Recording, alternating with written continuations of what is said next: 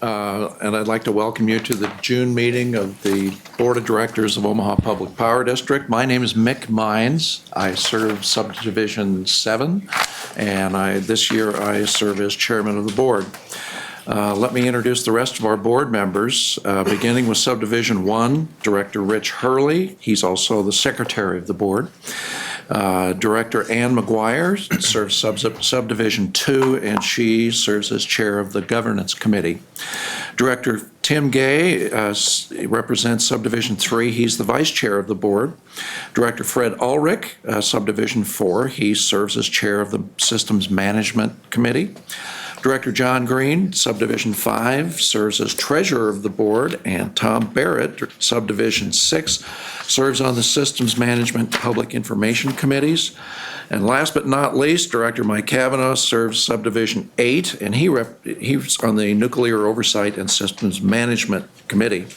Seated to my immediate left is OPPD President and CEO Tim Burke, and to my very far right is our is our corporate secretary, where our corporate secretary usually sits. Good morning, Christy.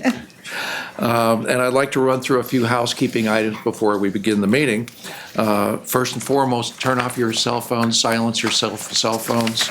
I have been guilty of that myself. This regular board meeting will follow the agenda that was made available as you entered the room to come to the meeting. Individuals are not required to identify themselves as a condition of admission.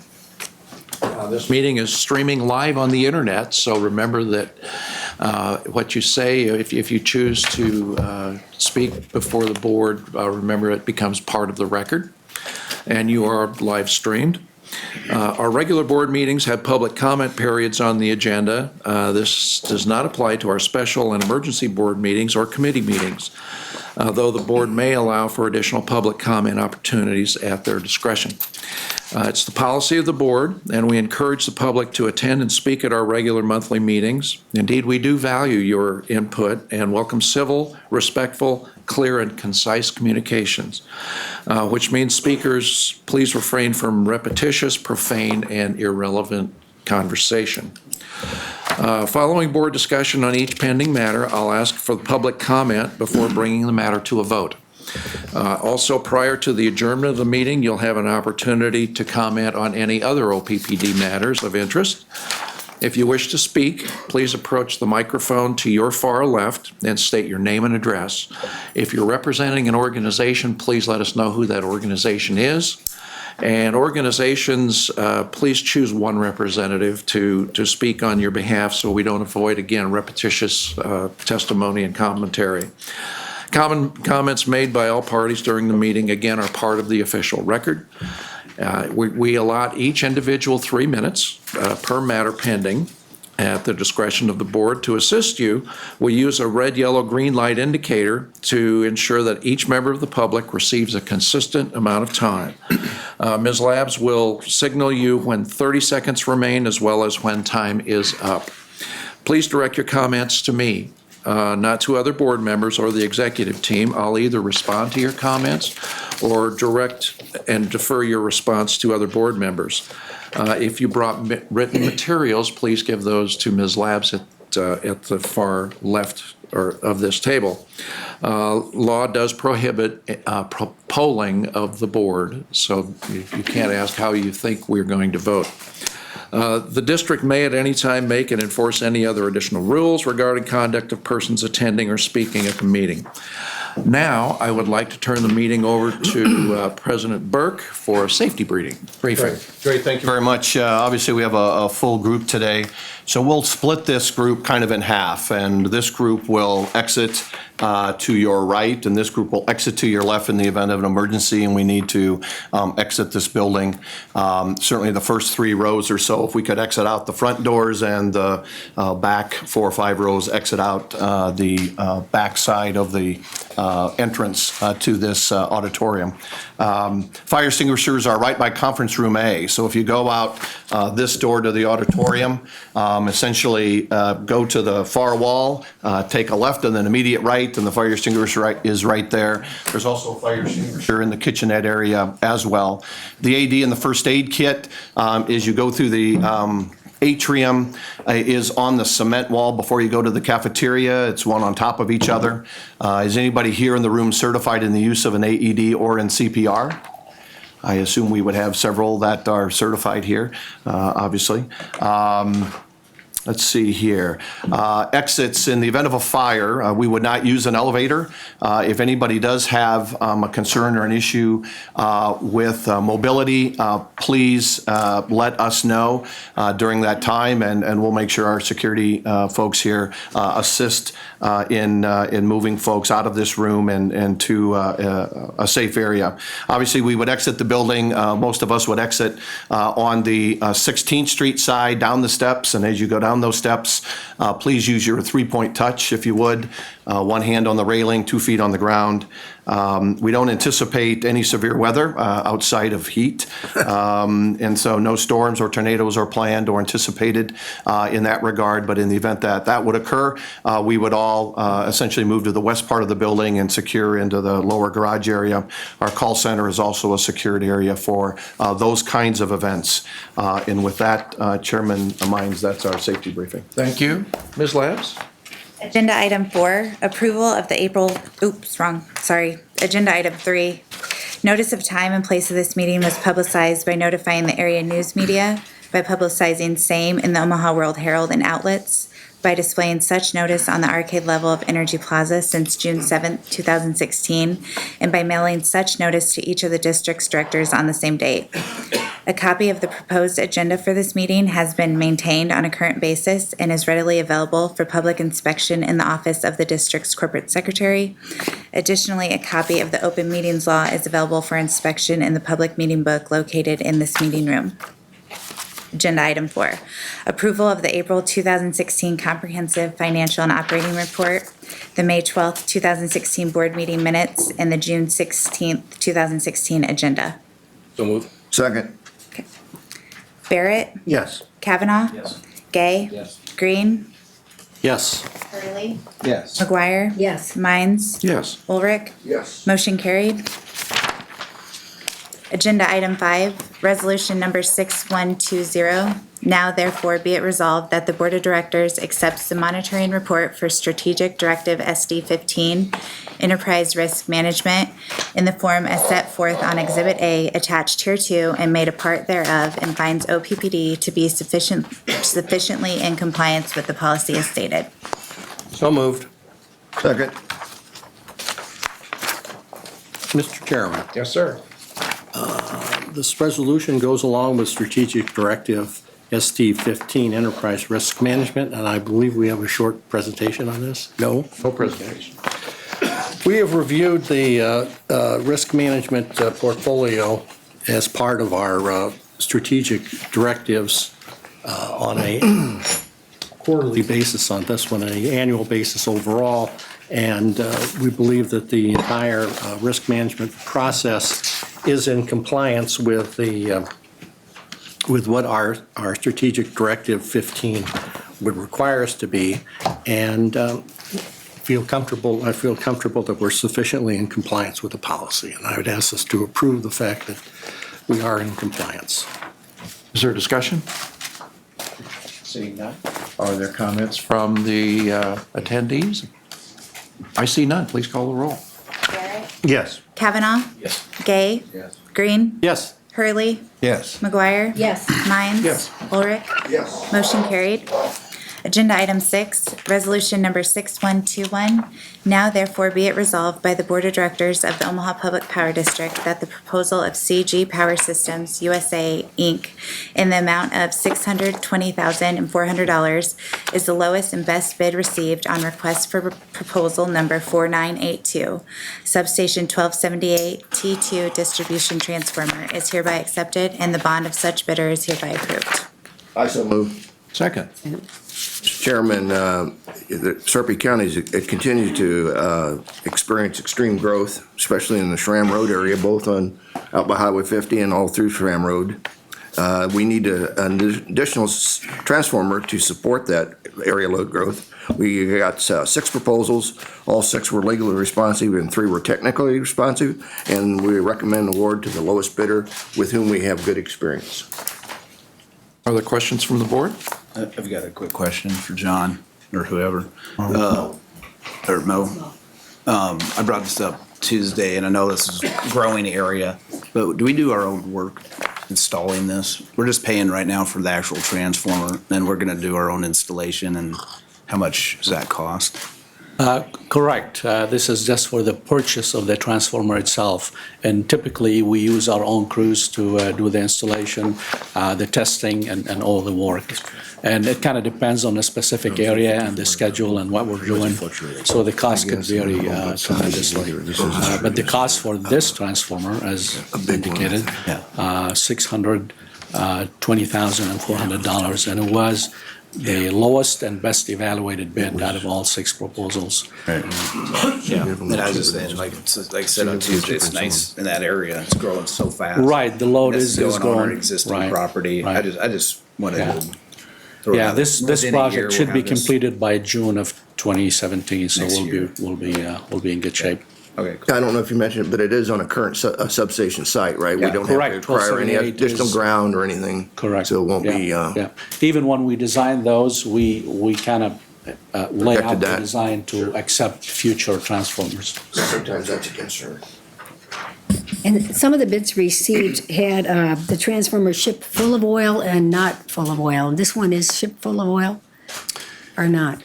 Or explain that to I don't believe so. I can confirm Yeah. that, but I don't believe so. I think that's filled and tested on site. Okay. But the total was evaluated based on whether or not some of them were shipped or not shipped? We typically, when we go out for a request for proposals, we have a lot of options. And we decide which options we want to choose or not. So that price could go up and down. But yeah, it kind of depends on the timing, on the cost of these options that we're requesting, on the cost of our own, resources and what we have going on. But usually, yeah, we go out and get a lot of options, Yeah. just so that we have them if we need to implement them. Right. Thank you, Mo. Yep. Any other comments from the board? Anyone from the audience wish to comment? I see none. Barrett, Yes. Kavanaugh, Yes. Gay, Green, Yes. Hurley, Yes. McGuire, Yes. Mines, Ulrich. Yes. Agenda item 7, resolution number 6122.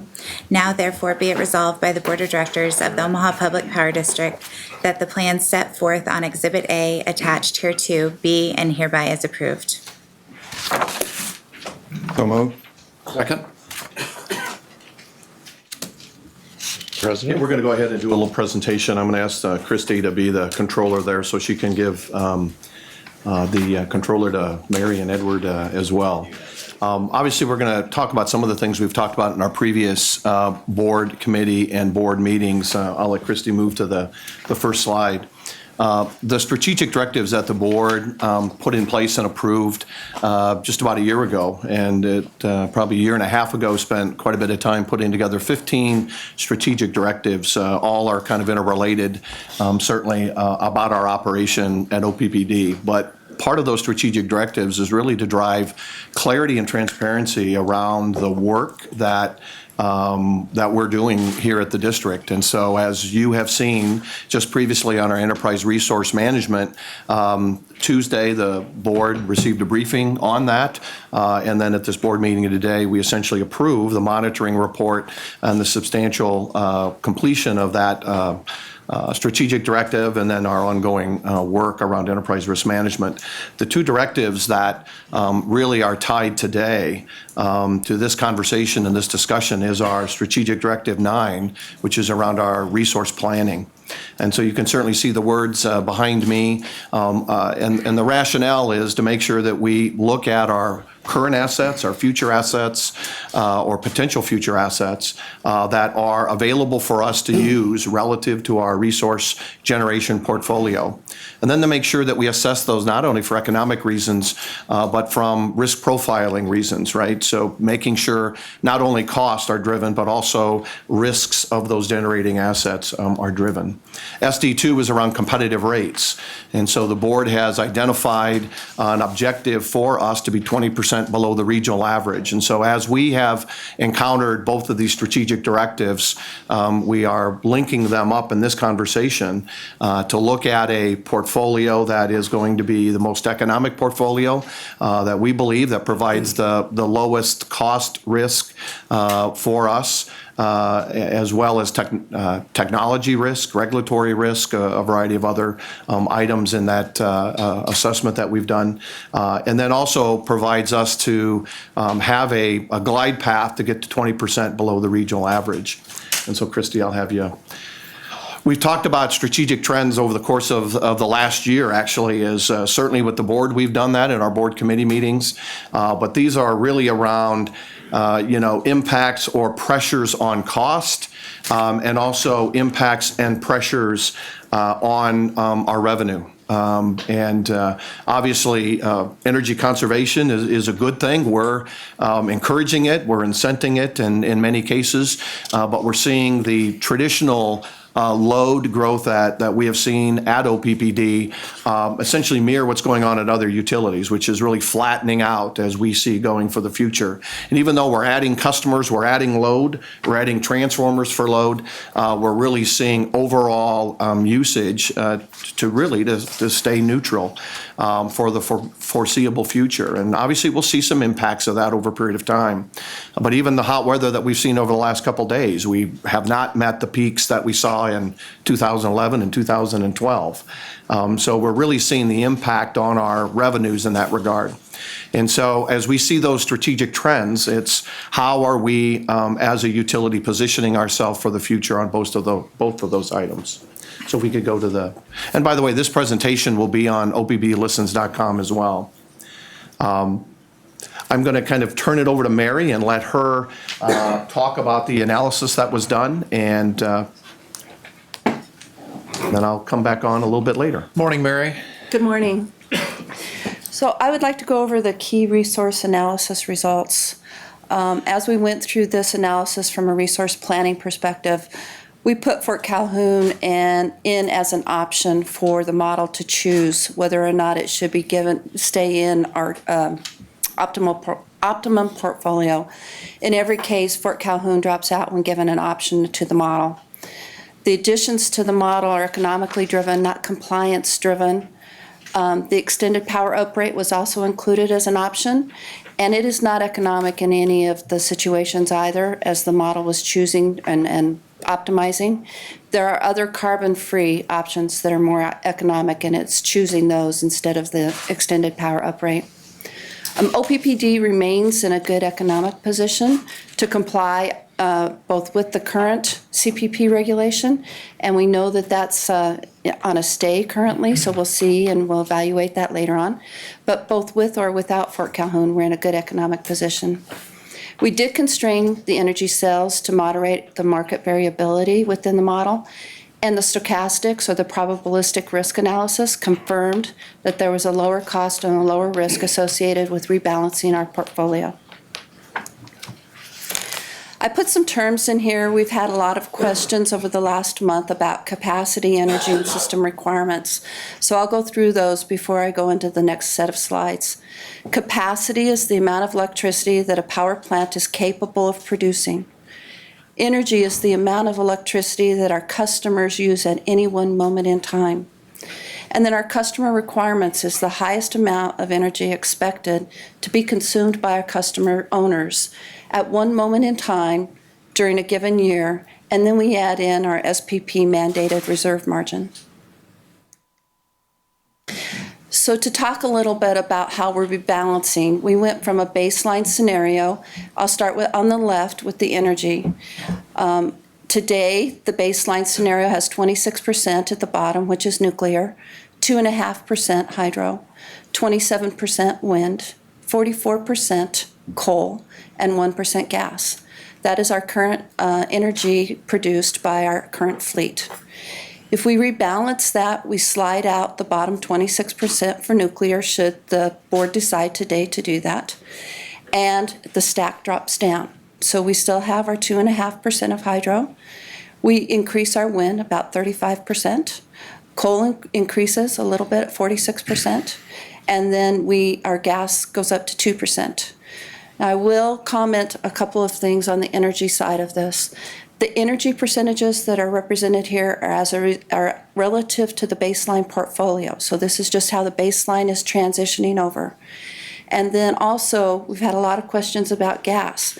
Gas generation has a very low fixed cost, which makes it very economical for us to utilize in the 1 to 2% usage during our peak loads. So on a peak hot summer day like today, we need that generation in order to meet our energy needs for our customers.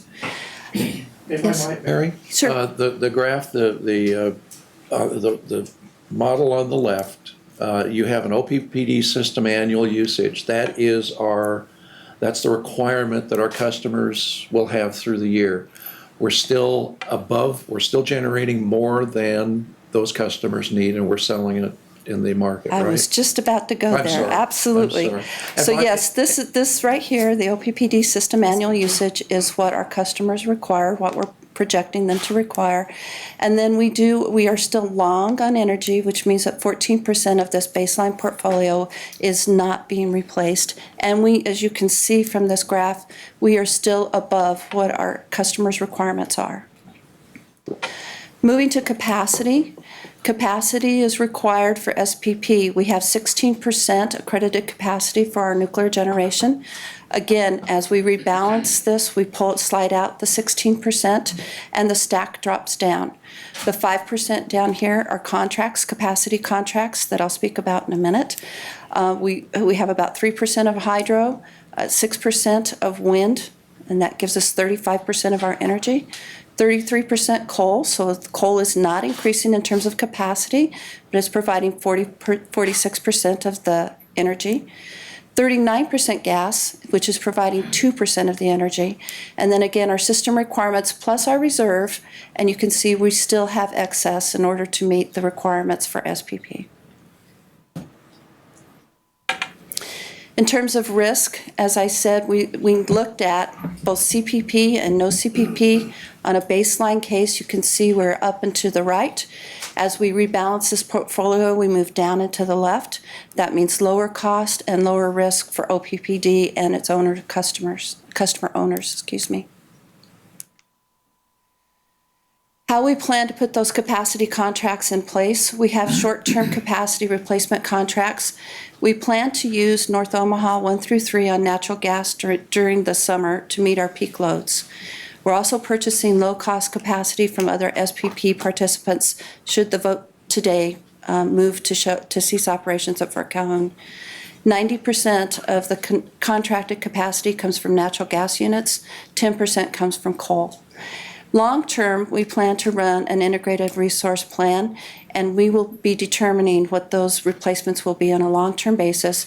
We will also utilize a stakeholder process to give our customer owners the ability to comment on that at that time. That'll be run later this fall. I'll turn it over to Edwin. Before you turn Hey, it over, Mary? I got a Yes. question. Yeah, go ahead. I brought this up Tuesday when we had a discussion on this. On the contracts that we're going to enter into or look to enter into, and I asked several of the senior management this, and I think the public needs to know this. Those contracts are out there, they're available, and it's not relying on some like wind or something we can't, count on. It's intermittent. Can you talk about that or anybody who wants to discuss this?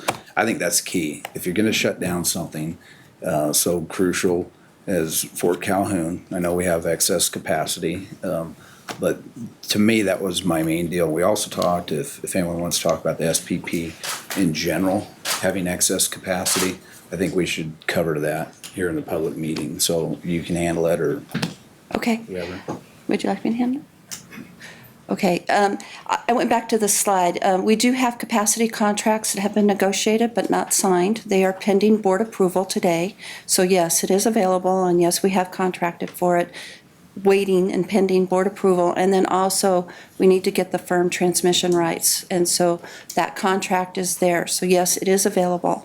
Within the SPP marketplace, there is excess capacity, which makes it very economic for us to go out and get these capacity contracts today. I'm not sure percentage of excess capacity in the marketplace. Do you have I don't any? remember the percentage. I mean, we had a lot of responses. I mean, there's a lot of access out there. Can everyone hear what his comment was?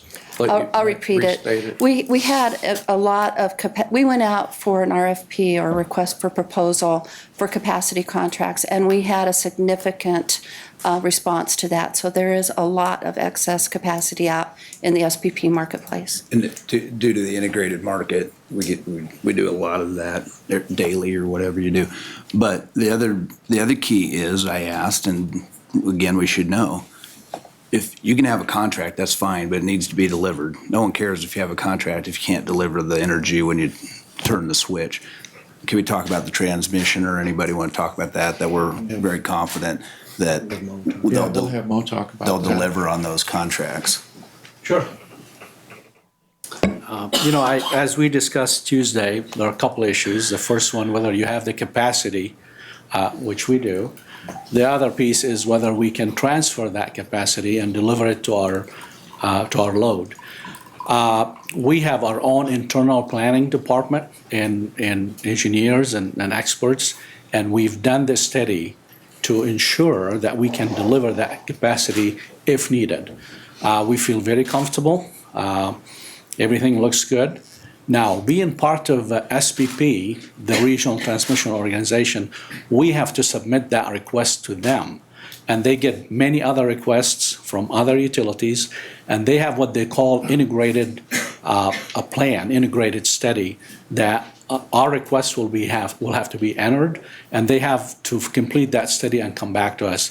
That process used to take a couple of years. Now it takes 6 months. So in 6 months, we'll know 100% whether we can deliver that capacity or not. Now, the comment that I want to make sure we understand, that we can always get this capacity over here, but is it gonna require some additional improvement on some transmission lines or substations or any equipment? That we will not know till that integrated study is done by SPP. But again, internally, we've done that study. We feel very comfortable. We're confident that we can do that. We're confident that the grid and the transmission system will be able to handle that. Right. And we've made some improvements already on the line you're making now. We have. We right now, it's not completed yet, but by the end of this year, actually, we should be completed. We have the Midwest Transmission program. That's a transmission line from Nep City all the way to Kansas City Power and Light, which will help with that corridor. And we have also our plan that we're working with the OPPD in Nebraska.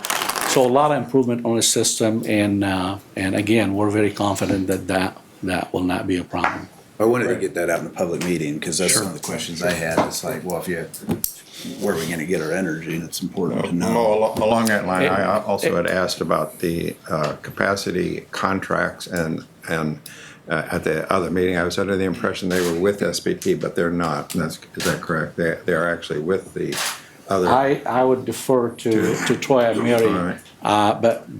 but I believe you're right. No, they are with SPP participants. So they are in the same marketplace as us, but it is not with SPP. Other utilities, other generators. Other utilities and other generators is what he said. Good. Did we clarify what short-term means? What is short-term? Short-term, we are planning currently 1 to 2 years. Okay. That goes into my question that actually I've gotten from some of the comments from people who've written in. This is a Megan Towerton, who noted that natural gas prices will rise. The fracking costs are going to be taken into effect, will increase due to the groundwater damage and remediation and that type of thing.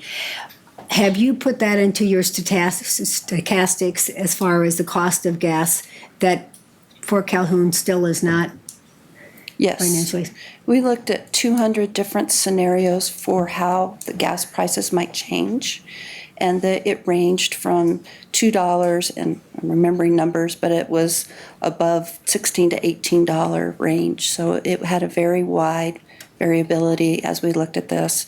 And again, in all circumstances, when given an option, the model chose not to go with nuclear and chose other lower cost options. Okay, thank you. I'm just trying to answer questions as I go along when I see these here. And just say, also keep in mind, 2%. As a Yeah. small It's a amount, very small slice of. Right. right. Mary, I neglected to ask you to tell the public what your role at OPPD is, and secondly, could you didn't do this in a little room by yourself. Can you tell? Absolutely not. Explain the process a little. Certainly. So my role is Division Manager of Corporate Planning and Analysis. I've only been with OPPD a bit over a year. I was brought in specifically to put together a corporate resource planning organization. I have with me several of the team members today who did the analysis. We also hired Pace Global, who is an industry recognized, worldwide recognized firm who does this type of analysis. And the one thing that we were wanting from them in particular that other firms didn't offer to us was the capability to bring the stochastics or the probabilistic risk analysis together with how the Clean Power Plan would affect OPPD. So as we went forward, we wanted to make sure that we took both of those into account and didn't just do a rebalanced portfolio, but we took all of that into account as we went through this process. Thank you. One more, Troy makes a good point. You're talking a small percentage on those contracts, I understand that, but sometimes things happen. Yeah. Plant goes down at the wrong time, whatever. There's still capacity out there that we can go Absolutely. get. So that's what I'm throwing out there. That's the good thing of the market.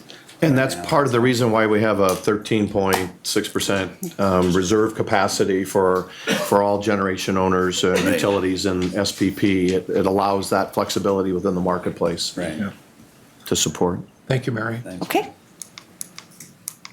Continue. And Edward, what is it that you do here?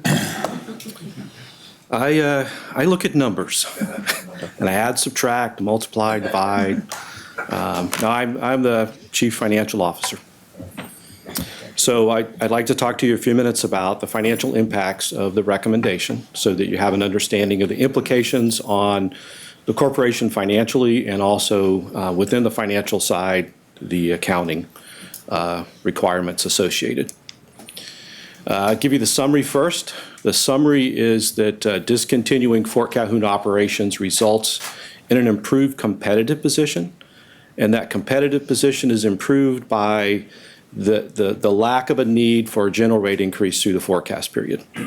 So as we basically reduce O&M expenses, it reduces the pressure on future rates. Last month, when we presented to you, we reported that we had not modeled the fuel and purchase power adjustment. Since last month, we have modeled it, and we have reset or will propose to reset the energy rate in 2017, which means there would be no fuel and purchase power adjustment in 2017, but there could be future adjustments as fuel and purchase power costs change. It's not a general rate item, it is the fuel and purchase power adjustment. The results of the recommendation really is a large write-off of Fort Calhoun investments. That large write-off would occur in 2016, specifically in June if the decision were made. And that has a substantial impact on our net income or a loss for 2016. With the write-off of the investment value, that increases or changes our capital structure, increases the percentage of debt, which increases the debt ratio, which is one of the financial metrics we use to evaluate our financial position. The debt service coverage and the liquidity position remains stable. It's not impacted by a decision and a change, but overall, the financial risks are reduced. Just to give you a picture of net income, on the left-hand side, you can see our actual results for 2012 through 2015. 2016 and beyond, the forecast period, we have two values we're showing you there, two different bars. The blue bar is the COP, our corporate operating plan, which is an updated forecast of our 2016 budget. And you can see the results projected there for each year going forward. The gray bar represents the result of approving the recommendation. So in 2016, there would be a significant write-off of investment, approximately $1.02 billion. That would take our net income negative. After the write-off, you would see that our net income would improve over the future periods above what's currently projected under the corporate operating plan. On an accounting impact basis, I mentioned the write-off. Well, in that write-off, there are a number of items that would be impacted. First of all, the plant assets and service. That represents the investment that's recorded on our books. Construction work in progress, that represents those projects that are currently being constructed or have been constructed but have not been placed in service and recorded in the top column, the plant assets and service.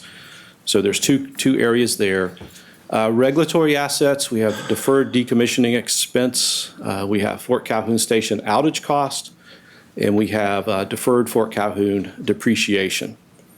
Also, there would be stores write-off, which would be net of any salvage value received from inventory, and then net fuel net of any salvage value.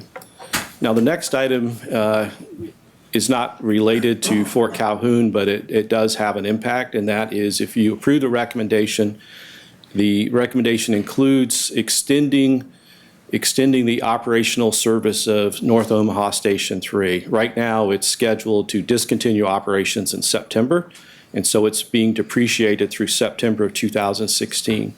If we extend that service life through 2018, then what we would do is reschedule that depreciation. So we would extend it out a little further. The next is to recognize decommissioning liability for NRC required obligation. So we would have to recognize that full liability. But to manage that on our balance sheet, we would request board authorization for a regulatory asset. And that's also outlined in the resolution. To put some numbers to these different categories, last month, in June, we provided to you year-end 2015 amounts, and you can see those listed in the second column by category that I just mentioned, and the total was $977 million.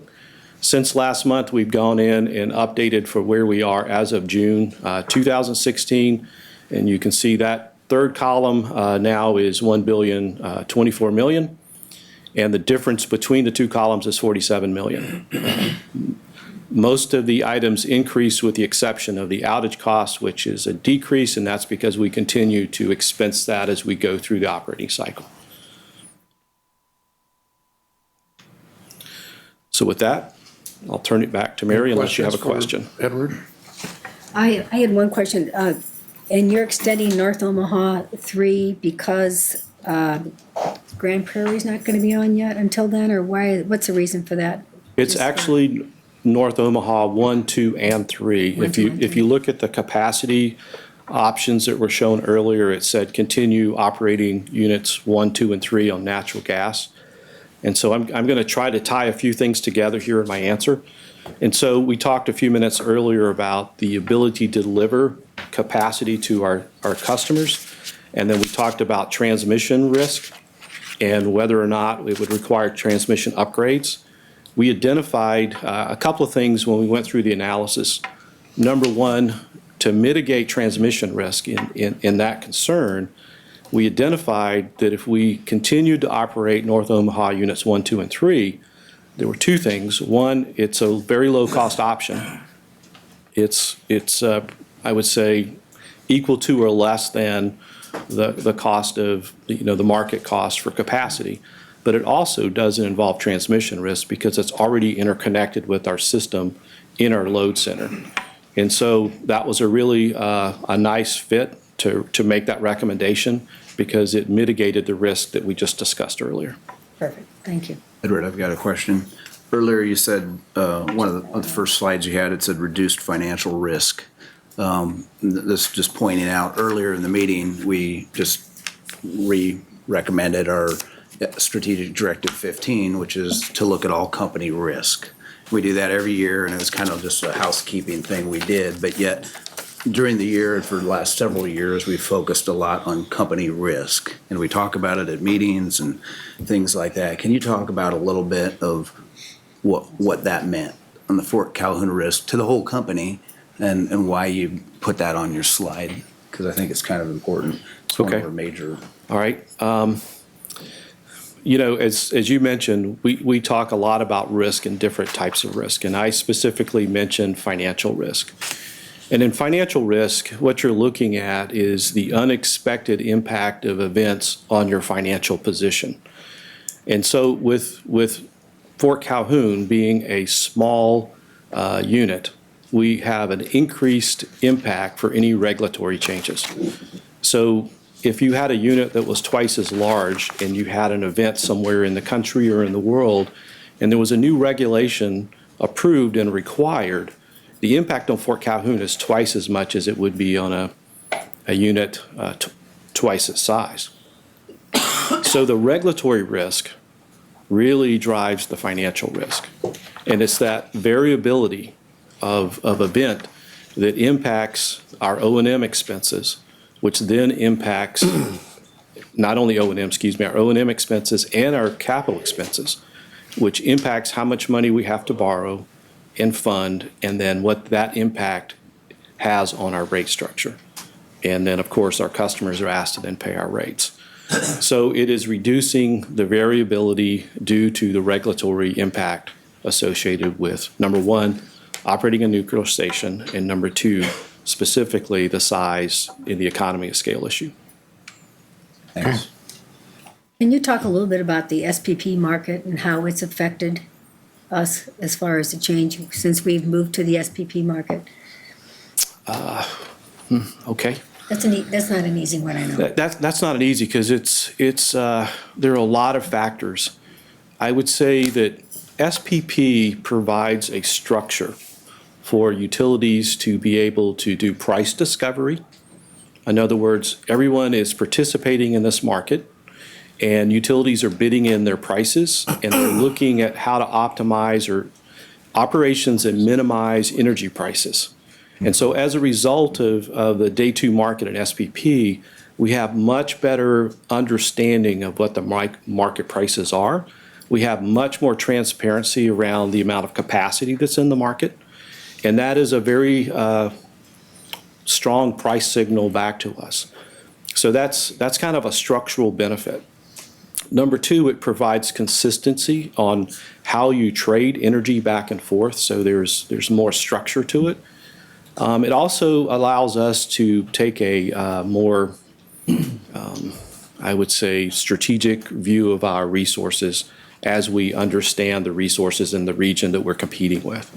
And all of that information was factored into our analysis and taken into consideration. Another benefit, I would say, is the fact that all the utilities are participating. By having everyone working in the same way in a constructive manner, you're able to reduce the reserves that each utility is required to carry. So 13.6% is the standard today, and that affects how much capacity you saw on that bar chart earlier. Based on experience with the market, SPP has said, effective next June, I believe, they're going to reduce that to 12%. So as we get more and more experience, we need less and less capacity, which is a cost savings to the company and to the customer. So overall, I would say it gives us more transparency of price, more structure for interacting with other utilities, and probably to Mo's, because I'm talking about market here, but it's also a regional transmission organization. So the studies that Mr. Dogman mentioned, the ability to move power in different parts of the region in a confident way, are much better today than I would say they were in the past. Thank you. Edward, I have a question. I've had several people call me, ratepayers, about this, and a couple of them were quite concerned about the fact that we may be basing this on the whole thing on low gas prices. and that gas prices are going to go up, and then we will be in lots of trouble. And I wonder if you could explain, I know you explained to me one time how slight increases in gas prices, understanding we're only burning, our capacity is only 2.5%, but actually increase in gas prices can help us a little in our flow through SPP. Is that not correct? It is a double-edged sword for us. Yes. So there is a benefit side, and then there's also an impact side. And that really depends on how much excess energy you have available to sell into the market. So today, as Ms. Fisher mentioned, we're generating a lot of energy, more than we need for our customers. And the market price today is low. So that market price is being driven by low natural gas prices, and it's being driven by wind. And those things come together to provide an abundance of energy, which is the exact same position our portfolio is in.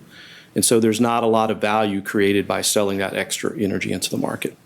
If gas prices were higher, we would have higher market prices, and then we would be able to sell our energy in at a higher price and derive more margin or profit on that sale.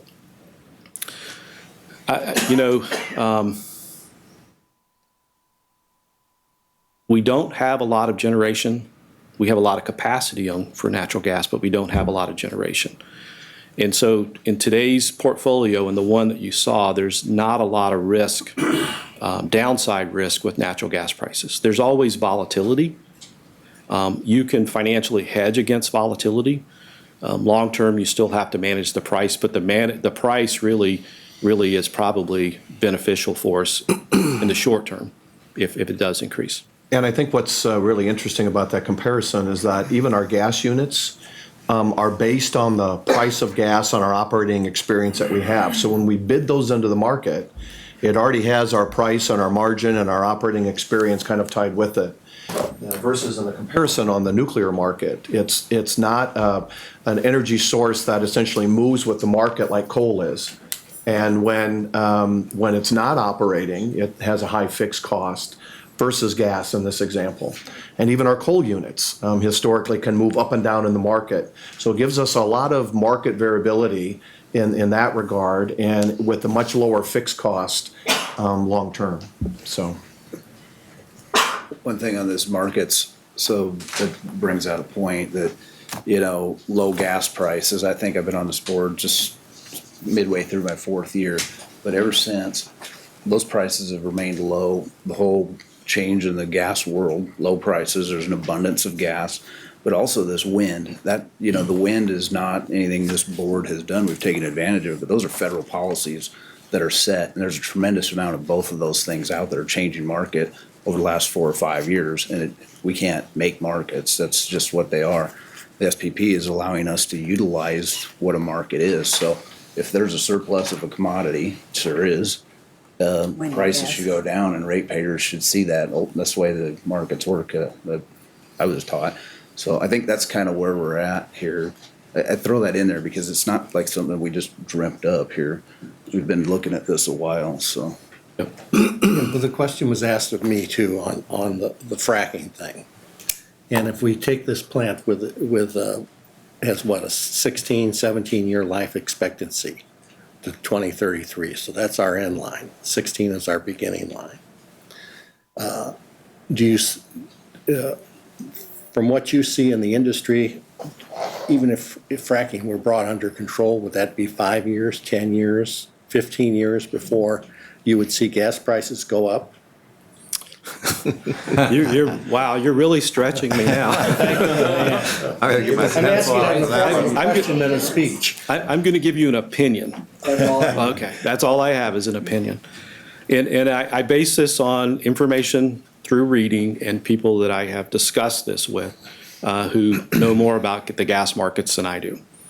And what they will basically share with you is there is a potential impact if the environmental regulations change with regard to fracking.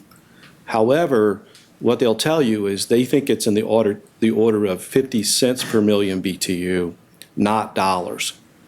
And so they believe that the environmental concerns can be addressed in an economical manner that won't make it It will not make natural gas cost prohibitive. Now, that does not impact the supply and demand condition with regard to natural gas. I think that's the bigger driver. Today, we have an abundance of supply, and as demand grows, we can see that start increasing volatility and also driving price. But also, if you talk to people, there's an abundancy of gas that has yet to be developed. So, I don't see. And every year that the gas prices stay low, the economic distinction between the nuclear plant and gas prices becomes less significant, to the point where how long can you carry an asset over that 16-year period that you're going to lose money on at least 5 to 10 years out with no knowledge of what fracking will do. Exactly. Because you've lost the 10 years of the use, and now you're down to 6 years. Correct. So as you point out, we've asked a lot of questions, we've talked to a lot of people, we've included a lot of different risk scenarios to look at different possible outcomes. And through all those outcomes, we don't see the value, the long-term value. Yeah, the other thing was the regulatory as far as carbon tax. Now, you had said you did not include that in your assumptions, and if you can give the reasons why you did not include it. I think it might have to have the same reasons. Yeah, so this question came up at a meeting last week, and That's so my question to you, too. there's a belief that, at least by the individual that posed it, who's not here today, but's in Washington DC lobbying for a Lobbying for the carbon tax carbon tax, on carbon, or a tax on carbon.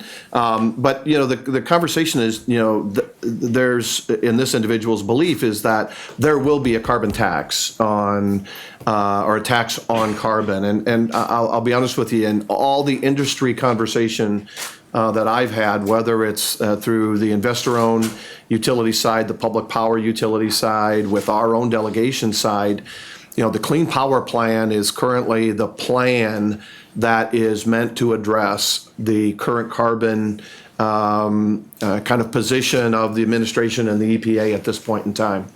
And now that is in the midst of a court process and determine whether it's constitutional or not. And so what we did is take the best information that we have, which is the Clean Power Plan, and modeled on what our future resource portfolio would look like in compliance with the Clean Power Plan. I would say if in 2 years from now, which we didn't have the Clean Power Plan, we did know the details 2 years when we did our, 2 years ago when we did our future generation scenario. If there is a carbon tax that occurs 2 years from now, we will model that again to look at what that looks like. But I would say at this point in time, it is not at the clarity at all, or even in the discussions that I'm seeing and hearing and being part of at the national level, that would give it enough validity to put it as part of a scenario. And most of the folks that do the modeling, that do the economic analysis and assessments, don't have it in their modeling today because it doesn't appear to be apparent. Don't know what's going to happen with the Clean Power Plan, but we've modeled it, and we understand how we would position ourselves in a very positive way relative to the Clean Power Plan. Thank you, Edward. Mary, are you back? Thank you.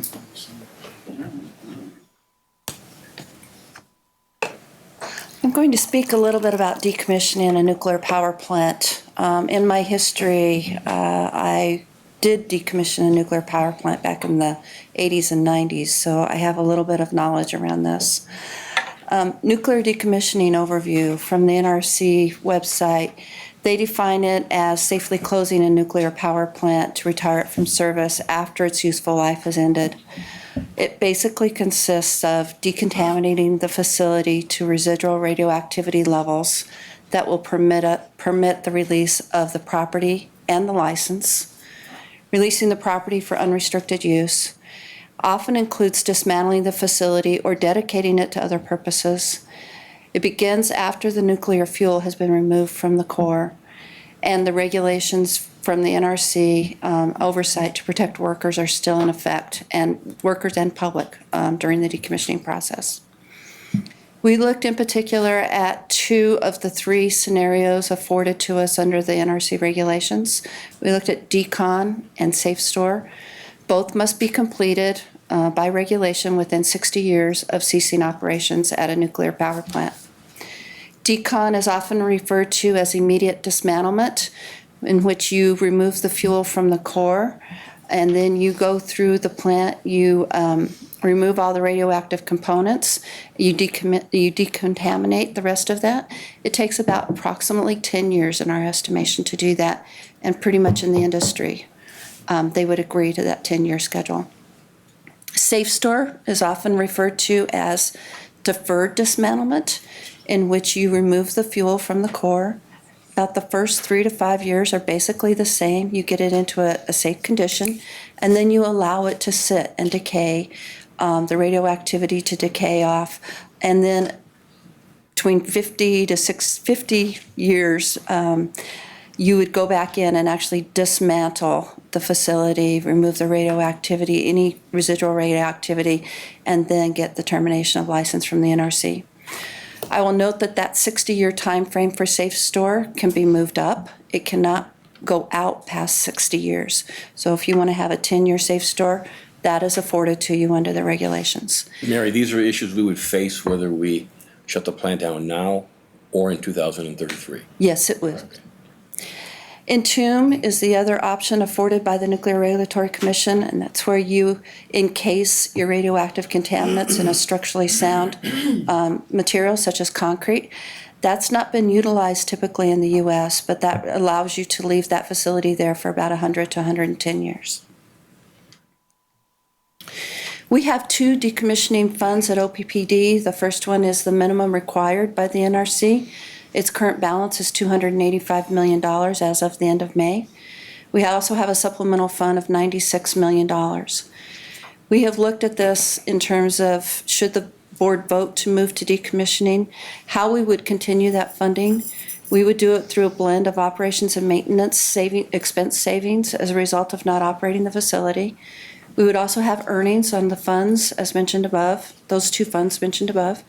And then we have an agreement with DOE for our spent fuel management costs to be reimbursed. I put together a few slides just to give you an overview of what those expenses would look like. The blue bars, or the shorter term bars, are decon. The longer term bars are safe store. The top graph shows the cumulative expenses between 2016 and 2050 for decon. 2050 was selected because that was the anticipated first time that DOE could actually remove the fuel from the site. We went out to 2075, 2076 timeframe for the 60-year safe store to give us the bookends. What is the early, what is the late?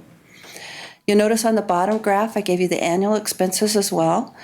And those 2 curves have a similar front end shape.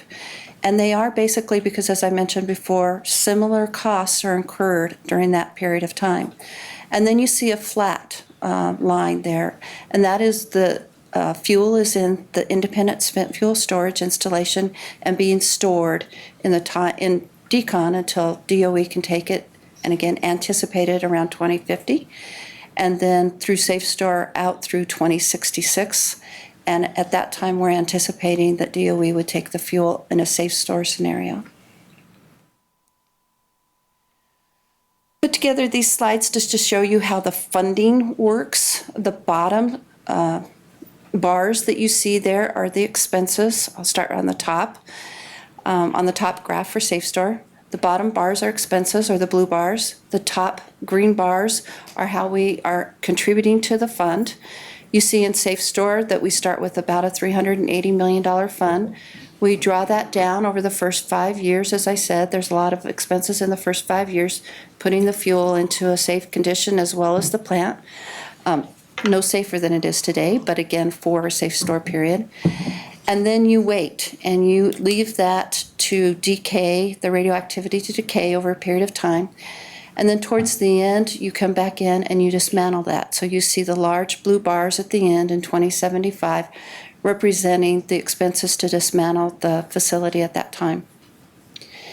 In decon, you do that dismantlement up front. It's immediate dismantlement. So again, the large blue bars on the bottom or below zero are the expenses that we would incur, and the green bars are the contributions that would come from the interest on the decommissioning funds, the decommissioning fund itself, and spent fuel refunds from DOE. We went through a number of different decision criteria in order to make this recommendation to the board. We not only looked at financial stewardship, but we looked at safety and regulatory criteria, customer, owner, community, and company. We wanted to make sure that we included all of these into our decision making in determining which methodology we would recommend today. In terms of financial stewardship, we looked at financial flexibility, corporate financial health, as Edward spoke about earlier, talent and project execution. This is first and foremost a project, and we need to operate it as such. We looked at safety. We want to make sure that we maintain good nuclear and radiological safety, as well as environmental, industrial, and industrial safety. And then we also factored in regulatory flexibility. In terms of customer owners, we wanted to make sure that we took the stakeholders' perspective into account. Excuse me. And then we also thought about what that means corporately. I'm going to get a drink of water, excuse me.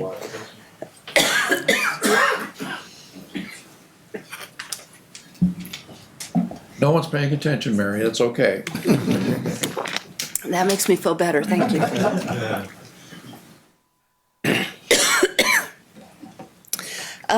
If I can get my voice back here. I will say that in customer, owner, community, and company, there was a lot of,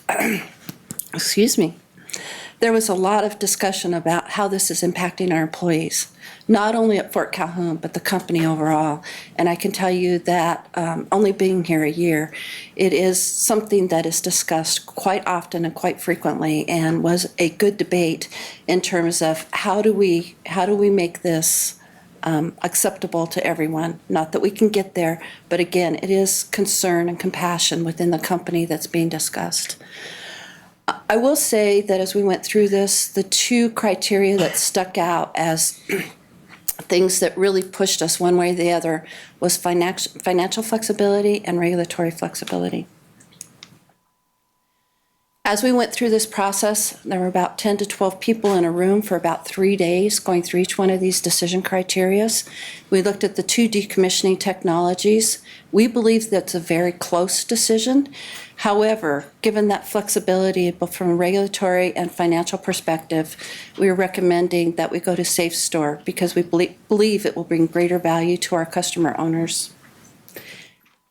And turn it over to Tim unless there's any questions. Questions from the board? Diane? Yeah, I have some questions. Actually, I've gotten them from some of the comments that we've gotten through OPPD listens and that. And one of them was that the cost of decommissioning at other sites that have been decommissioning or gone to Safe Store are far greater than what they initially expected. If you can comment on that, and as far as our flexibility in that. So what I will say is that we had some experts come in and look at our cost estimate, and we had them review it. What they've told us, our cost estimate was done in 2013. So we had them take a look at it to see if we were still close to what the cost should be as we went through this analysis. What they indicated to us was that we were within 10 to 15% plus or minus on this cost estimate. So it tells us that we're still in range. We also, by NRC regulation, have to perform a site-specific cost estimate, and should the board vote to go this direction, that is something that we will do, and then we will confirm these costs. But again, we feel that we're definitely in the range. Okay. Anyone else? Mary, thank you. So I'll go ahead and maybe just hit that last slide, and then Christie can blank it when we get there. So based on the conversation that we had last month at the board meeting, the recommendation that we have provided last month to the board was to continue down the path to cease operations at Fort Calhoun Nuclear Station by the end of the year. We've identified what we believe is the appropriate decommissioning methodology to pursue that gives us the greatest regulatory flexibility as well as the greatest financial flexibility. And again, the conversation we had at the committee meeting is it really allows us in these first 2 or 3 years to really put together what we believe would be a solid dismantlement plan and deconstruction plan and decon plan that may accelerate certainly well before the 60 years, that we would look at doing that as soon as we could or at the pace of value. So based on some of the cost trends that we talked about on the front end of this, as well as the revenue trends that we talked about this. Based on that, SafeStore gives us the greatest financial flexibility, and so that would be the recommendation that we would ask of the board to consider. That we would there would be no projected general rate increase through 2021, which we believe creates a path for us to get to 20% below the regional average. And as Edward talked about on Tuesday to the board, is that we've now factored in and modeled our fuel and purchase power adjustment. And even though that may not get us directly to 20% below the regional average by over that 5-year period of time by freezing the general rates, we believe through our cost initiative that we're going through today and some of the successes that we've seen on that will certainly allow us to focus on that 20%. And so our commitment to that 20% is still as strong as it was last month after we modeled the FPPA, the fuel and purchase power adjustment. We would ask the board to approve the proposed accounting treatment that Mr. Easterlin discussed and allow us to pursue the short-term capacity replacements, utilize North Omaha 1 through 3 on natural gas during peak load periods, one for transmission and system stability purposes, as well as cost issues for those few peaking hours that we have throughout the course of the year, and then allow us to pursue available low-cost capacity from other SPP partnerships, partners or participants that we modeled in the resource portfolio that we've discussed over the last several months. And again, that's the reason why we went out with the RFP, is that we weren't getting into this. We believe it's this cost, or we believe there's estimates. And so we wanted to model what we believe was the most likely case, and we have those in place to be able to do that. And then allow us to continue to pursue the long-term capacity replacement. We would utilize our integrated resource plan that we have to file with WAPA by February of 2017, and then we would, Lisa Olson and her team will craft what that stakeholder process will look like, come back and we would execute that in the fall of 2016, and then come back with a final integrated resource plan recommendation to the board at that time before we, and get stakeholder input before we file it with the Western Air Power Agency. And so that would be our recommendation to the board of directors. Okay, thank you. Thank you. Before we vote, I'd like the audience or any participants here to speak, just so we have an idea how many of you are interested in speaking. Could you raise your hand? They do. Okay, I see about 6, 7. I'll open it to the floor. And again, please state your name and if you're affiliated with an organization and your address, please. Hi, I'm Nick Shanks. I live at 11553 Rainbow Ridge Road in Omaha. I'm not affiliated with anybody necessarily, but I do work for OPPD. Sorry, I have to read this. I'm not the greatest speaker. I've worked at Fort Calhoun Station for close to 11 years, almost 6 of those as a licensed reactor operator. I was there for the flood and fire of 2011. I was there for the uncertain times of 2012. I was one of the reactor operators in the control room in 2013 when we put Fort Calhoun back online. Those circumstances and the hard work, dedication, and intensity that our team showed when we overcome almost insurmountable odds has forged a family of sort. My coworkers and I care about the quality of work we do at Fort Calhoun Station like it was being done at our own house. We have always strived to do the best we could for Fort Calhoun and the district. So please understand why we take this decision so personally. You're talking about my second family, and you're talking about my second home. We've talked a lot about money today, but it's also a sad day for the environment. Research that has shown when nuclear plants close, power from coal and natural gas plants, not wind and other renewables, make up the lost generation. The United States is letting the fight against climate change slip through our hands because we've been unable to properly value our existing nuclear plants. We can look at yesterday for an example. OPPD had to buy power because the wind was carrying less than 1% of the system load, and we've already talked about that replacement imported power is not carbon-free. There have been a couple of instances of this already this summer, and it's going to be hard-pressed for the situation to get better when 500 megawatts of clean, reliable power go off the grid. It's going to be hard to explain this decision to future generations. Yes, we knew that climate change was the greatest challenge of our time, but we really wanted to lower people's electric bills a couple of dollars a month.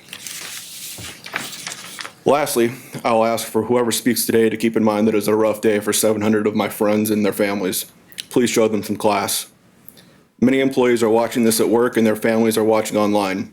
They don't deserve to be mocked while you congratulate yourselves or claim some sort of victory. Thank you. Thank you for your service, Nick.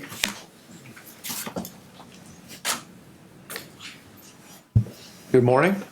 Morning. Chad Cookta from Blair, Nebraska. I'm a customer owner and an employee at Fort Calhoun Station. Dear members of the board, shutdown of Fort Calhoun Station is not, in my opinion, the best interest for Omaha Public Power District.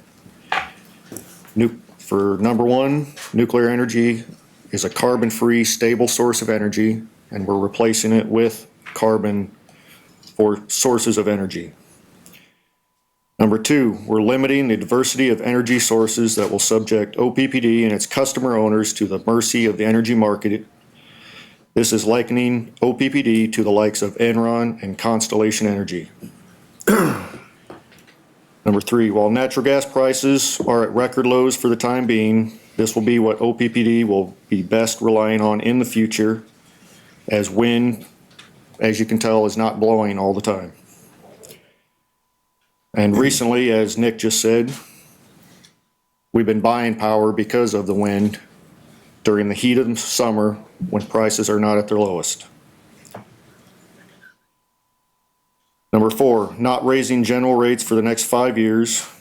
While it may be easy to not raise general rates, this will all be made up by the fuel and purchase power adjustment, which will rise in the future since we're buying more power.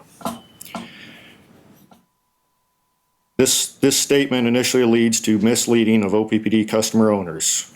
If we are, as customer owners, saving so much money by the shutdown of Fort Calhoun Station, this should be passed on to the customer owners directly. Grid stability. The electrical grid stability will be in jeopardy due to this extra amount of energy source that we're buying that we've already talked about will be transmitted over the grid.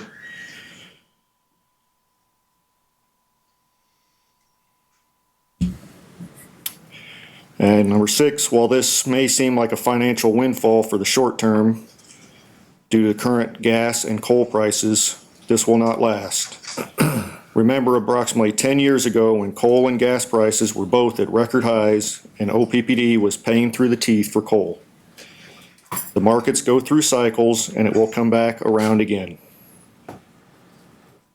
By rushing 30 seconds. By rushing to vote for a shutdown, this has caused OPPD to pay for modifications for equipment and engineering work that now we're just going to write off on taxes. If we would delay this another refueling cycle, we could set up our cost and not rely on this tax write-off and lower the upcoming cost. In summary, by removing Fort Calhoun Station from the generation portfolio, this places OPPD customer owners with more risk of an unstable grid and financial long-term stability. Chad, thank you. Thank you, Chad, Well for your done. service. Laverne Tran, 49 Chicago. It's just not true. Uranium mining, processing, all of that has a huge carbon impact. Renewables and wind energy has a lot less than nuclear power ever did. Plus, nuclear is pretty dangerous. I agree with this management's recommendation. I don't really like the safe store so much, but if you are going to adopt this policy, I hope you also adopt the principles for safeguarding nuclear waste at reactors. And that would be to require a low-density open-frame layout for fuel pools, establish hardened on-site storage. Now, the reason that's important is because the federal government is not going to take your waste. Federal government does not want a centralized depository, because that becomes a target for radicals and terrorists and criminals and the such. So it's much harder to hit 100 sites than it is one. And also protect your fuel pools over these years, because if you don't re-rack them, they have a chance of a pool fire. If any water gets out of there, they won't have enough air around them to be able to keep them cool. Dedicate funding to local and state governments to independently monitor the sites, and of course prohibit processing, because that would mean hauling the stuff around the country in planes, trains, and automobiles. I'm not the only one that thinks this. Western Nebraska Resources Council signed on to this, and also Nebraskans for Peace signed on to it also, along with, I've already sent you all this information via email, and of course all the other groups that are in the country also signed on to this. So I hope you do sign on to it. To alleviate your natural gas problems, take that excess capacity, turn that into hydrogen. Burn hydrogen as your 2% peak. Hydrogen burns at a much hotter rate than natural gas. It's much safer, it's much cleaner. And that would be the best bet. And then you'd be totally sustainable and renewable. You'd have solar, wind, and hydrogen as a gas. And that would get rid of your future flexibilities and troubles and worries if you can get it delivered. Or because that the argument of natural gas, because in the past we have seen problems with that supply. It's a great argument, and I would suggest take your overcapacity, turn it into hydrogen fuel, store it there on site, and then you can use that as your 2%, and then you're completely clean. So let's really try to clean this up. You are on the precipice right now to move this from the single largest polluter in our state. OPPD is currently the largest land, water, air polluter in our state. You also create the most hazardous waste. You have this opportunity to turn this utility around and become a clean, efficient utility. I congratulate our new CEO, because 30 seconds. for the entire year that he's been here, he's done every single thing, every step along the way, from the rate restructuring and corporate restructuring, to turn this utility around from a polluter to a clean utility. And I'm very proud of that initiative that's gone on this year. And I hope it continues, and please vote for it, and thank you, and have a beautiful day. Thank you. I might correct a statement that you made. It's not the CEO that is, and I don't want a response. Okay. It's not the CEO that has directed this matter. It's the board. The board we asked the senior leadership team to evaluate the process, to model what we're doing. The board has made these decisions to go forward. Tim is one piece of that leadership team. He's the head of the leadership team, but collectively, we directed that leadership team to give us options, and that's what's happened. So I appreciate, I don't expect an I'm not really answer, please responding, don't. but a 2013 report was Thank you. released. This board did not follow it, and it wasn't until this Sir, I man don't need- became the I don't need a CEO. response. I just want to let you wanted to know, correct your 2013 statement. report Thank you did very not much. release, Thank which you showed very the same much. exact information. Next. Good morning, Craig Moody, 510 South 57th Street. I've just got a couple quick comments and questions. First, I do want to congratulate the board for in management for this recommendation. I agree with it. I think it's the right course of action. It's a tough decision, no doubt about it, and it will impact a lot of families, but I do think it's the right course of action in the long term. Like I said, just a couple of comments and questions. We discussed the fact that we're going to maintain rates flat through 2021, and Tim, I believe this was discussed at a public meeting maybe a week ago, but I'd like to hear confirmation that that's both looking at both the fixed and the variable side of that rate and making sure that we're looking at that. I know that we're increasing fixed fees, so I think that's relevant to look at. The second thing that I would inquire about is in the same manner in which you analyze this information and share a lot of data around the financial impacts, I'd be really interested in seeing at least some of those same charts and graphs pertaining to emissions. I know that that's a big factor in your criteria, and I'd like to see what those projections look like for the foreseeable future. And then again, just the last comment, there was only a brief discussion today about the internal discussions you've had about the impact on staff up there. And I want to publicly thank them for the work they've done up there over the years and encourage you as the board to be very mindful of ensuring that you take good care of them as they transition out of their work. Thank you. Craig, thank you. I'm going to ask Tim to address your first question, the flat rates, where we're going forward for the next 5 years. So the concept was, we will keep, there'll be no general rate increase for a 5-year period of time. The previous board action in December of 2015 will continue on the changes in the customer charge as well as the reduction of the usage charge over the period that we previously identified. So that will continue down the process, although and that's revenue neutral overall from the district. But it's that general rate piece of all of those components that will not increase over that 5-year period. Thank you, Craig. Yep. Thank you. Good morning. Good morning, Marna Porter. I've got 35 years of nuclear experience. 14 of them have been at Fort Calhoun. I am now retired from Fort Calhoun. With this morning's meeting and the limited amount of time, I have come up with a number of questions that I have not had answered, but I will keep just a couple of them brief. It appears that the board is heading in the direction of closing Fort Calhoun Station as a nuclear station.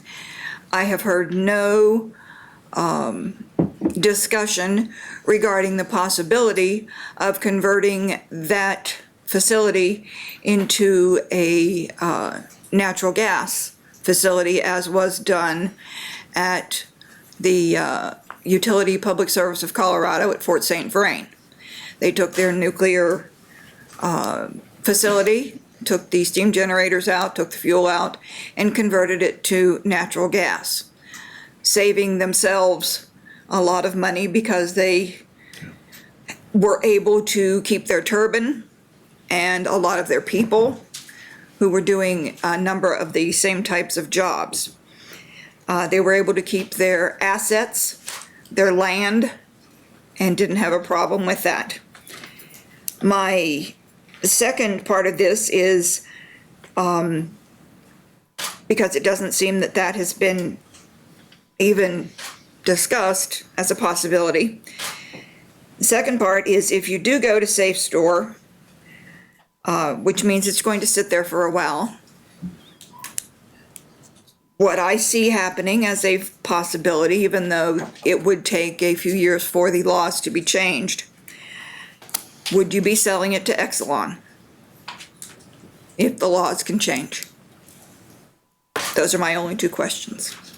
I'm going to ask President Burke to direct those, to respond to those. Is that okay? Sure, that'd be great. So on the natural gas piece, currently at that site, there's certainly not enough natural gas capacity, although with the transmission and the substation and the distribution assets that we have there, we will certainly look at that and look at the potential of the site or the proximity to that site, having that capability to have generation on the north side. We will look at that as part of our long-term integrated resource plan, or as we identify the components of that plan, what would that look like?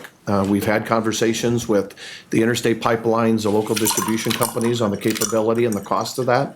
So, excuse me, so that has been discussed within? So we've looked at, as we've looked at on the future generation, on the resource plan that we have. Correct. We've identified short-term contracts, as Mary described, kind of in that 2 to 5 year period of time.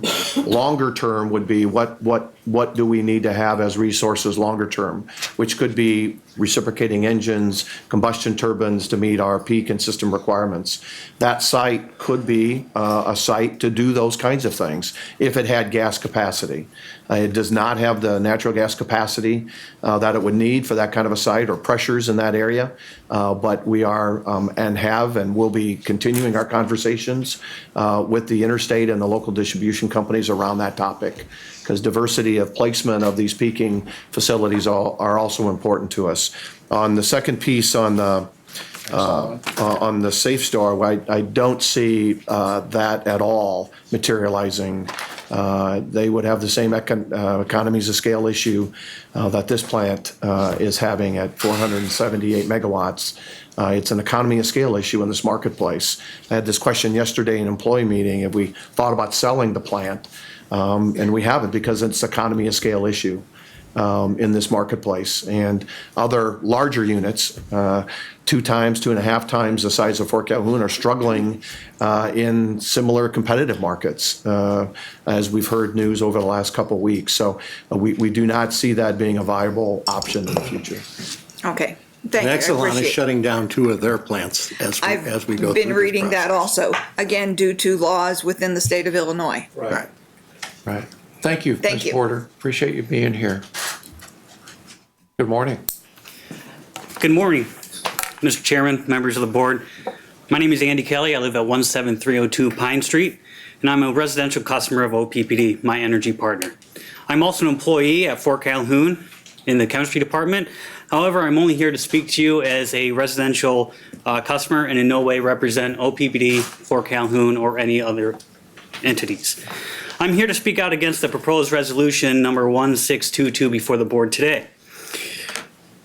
So pursuant to strategic directive number 9, which is resource planning, the goal to achieve the strategic goal number 2, competitive rates, which is to establish a target rate of 20% below the West North Central regional average, it is recommended to the board to decommission Fort Calhoun Power Station. OPPD is my energy partner, and according to the website OPPD Listens, the mission of OPPD is to, quote, provide affordable, reliable, and environmentally sensitive energy service to our customers, of which I am one of. As a customer of OPPD, I'm highly satisfied with the reliability of my electrical service, and I can only remember one instance where my house was without power, and that was for a period of time of approximately 10 hours during a winter storm. In my opinion, OPPD is a very reliable partner, and it continues to be. OPPD currently has the capacity of producing approximately 3,300 megawatts of electricity, of which slightly over 900 megawatts is carbon-free, 400 megawatts of wind capacity, and 500 megawatts of nuclear. This represents 27% of OPPD's potential energy production to be carbon-free and environmentally sensitive. If OPPD were to decommission Fort Calhoun, 500 megawatts of carbon-free electricity production and the percentage of carbon-free electricity in OPPD's portfolio would fall to only 15% of capacity. That is assuming 100% capacity of our wind farms. The proposal before the board includes replacing approximately 40% of Fort Calhoun's electric production with so-called contract capacity. There is no indication, although today there is, that suggests the replacement would be carbon-free. Actually, I believe it's 90% would come from natural gas and 10% from coal, so it would all be replaced by a carbon source. This contract capacity would rely on third-party companies that I have no relationship with, and they are not my energy partner as OPPD is, opening the door to a potential breach of contract where third parties may not deliver the required and therefore potentially reducing the reliability of electricity to my house. I believe that there is an overemphasis on achieving the goals of strategic directive number 2 to meet the affordable portion of OPPD's stated mission, and the portion of the mission concerning reliability and environmentally sensitive energy is being ignored. I got the opportunity to speak to the president approximately 3 weeks ago and asked him how this would affect the average residential customer, and I would request an additional period of time, Mr. Chairman. Well, I'm going to let the other folks go. 3 minutes is what everyone else has. May I complete that thought? Okay. That thought was that the president, I asked him a very specific question on how it would affect the average residential customer, and he said that the average residential customer, if Fort Calhoun is not shut down, that the rate increase by 2020 would be approximately $10 per month. For me personally, it would only be $13 a month as I consume more than the average customer. So the consequence of not approving this proposal would be a requirement of an extra $10 per month per residential customer. Thank you, Andy. Appreciate you being here. Thank you. Good morning. Morning. David Corbin, 1002 North 49th Street. I'm not going to speak directly to the issue. It looks like the vote is, I know what the vote is going to be. I do want to speak to transparency. I know that as you transitioned North Omaha from coal to natural gas, the reports came saying, here's what's happened to the workers. Here's where we've had attrition and so on. I would hope that we could get those same reports in terms of what's going on at Fort Calhoun. The fastest growing industries in the country are in the solar and renewable energy and in energy efficiency. Whenever possible, I would hope that if you should vote to shut down Fort Calhoun, that you will do your very best to get those workers in those green renewable energy retraining as much as possible. One thing that I haven't heard, and maybe I missed it somewhere, I haven't seen it in the paper, I didn't hear it in the committee meetings or in today's report, is about the contract with Exelon. I was there when you voted that contract in. It was about $20 million a year. I don't know what happens to that contract with the proposal right now. And finally, I don't understand how you arrived at 20% below. It's not clear to me where that number came from. And so that's just one question that I think needs to be answered. Why 20? How did you come up with that? Thank you. Thank you. Edward, do you want to respond to the 20% target that we came up with?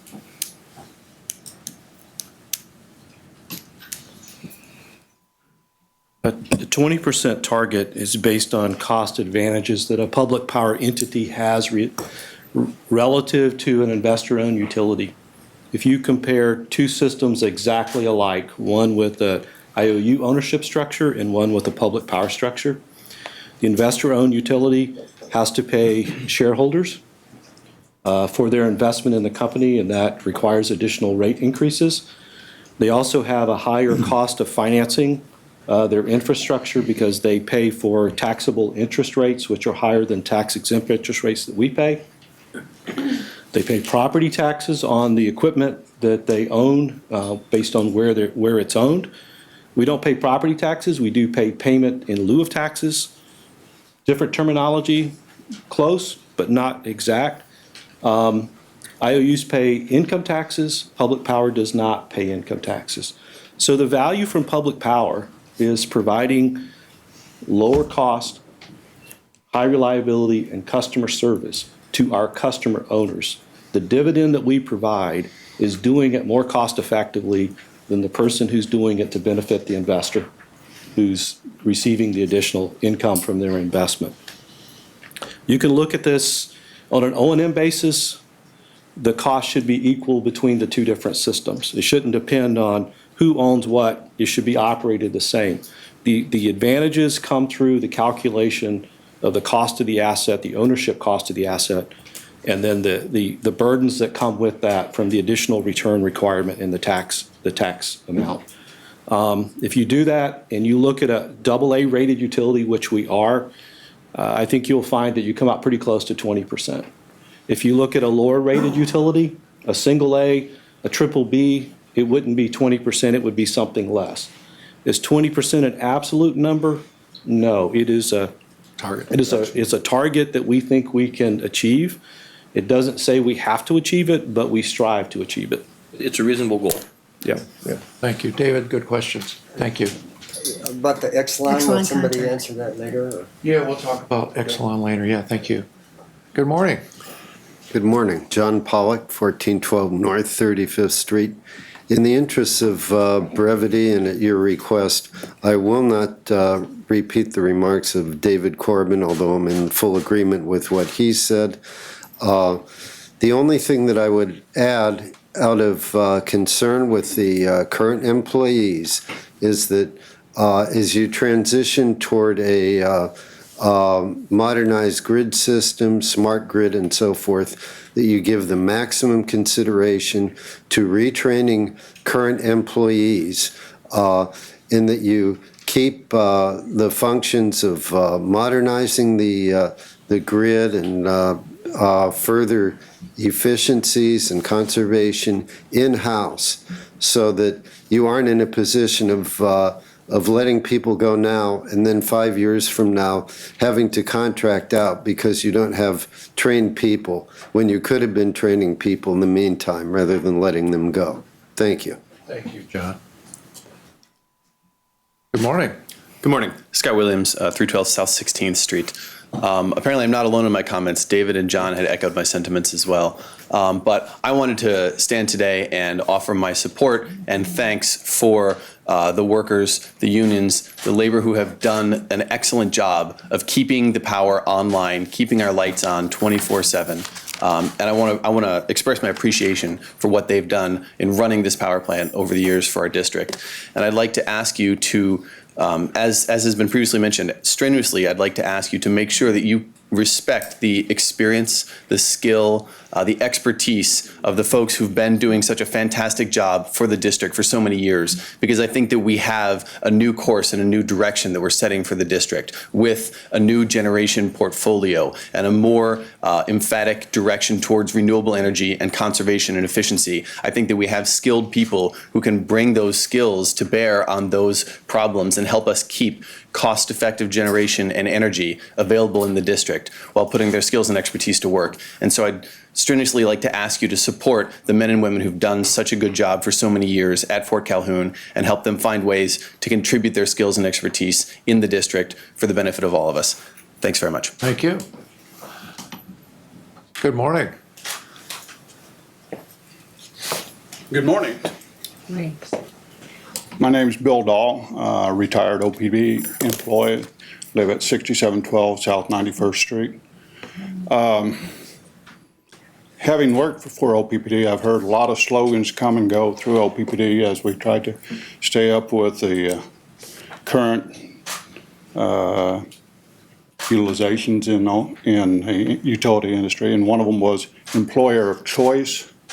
I think one of the things that I have thought about is by doing away with Fort Calhoun, that is a technology that enhances our position for hiring people.